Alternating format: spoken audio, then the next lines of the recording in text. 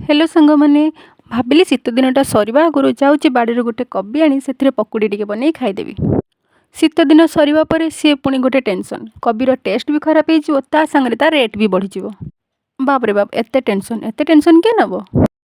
से मु कबीटा को छोट छोट कर काटिदेली आउ भल भाव में धोईदेली आउ से हलदी गुंड लंका गुंड जीरा गुंड सरी जीरा गुंड नहीं गोटा जीरा ता सहित टिके स्वाद अनुसार लुण आउ से बेसन आउ किछि मैदा आमर कॉर्नफ्लोर सरी जाता से मुझे एडजस्ट करदेगी से चाउल गुंड टिके ऐड करके भल भाव में गोलेदेली।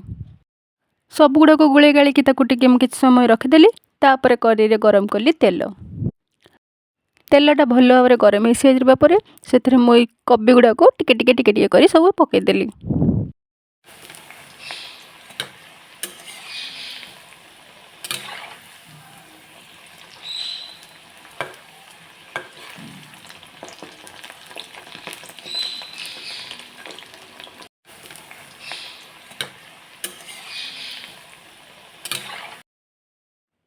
तापर मझे मझे टे एपट सेपट कर घाटुदेली ना कबी गुड़िक लगे गोटे पटे कंचा आ गोटे पटे पोड़ा केमती लगे टेस्ट भल लगे से मुझे एपट सेपट कर मिक्स करूली। देखो पकुड़ी पूरा रेड रेड हो गलानी एबे आम काढ़ी नब आ सहित खाइबार अच्छी मोर फेवरेट चटनी जोटा कि आम बादाम आउ टमाटर बनाई।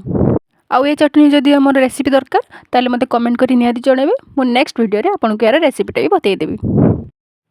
एबे मते बहुत जोर भोक लागलानी तेणु आज एतिकी टाटा बाय बाय मु जाउची खाइबा पई।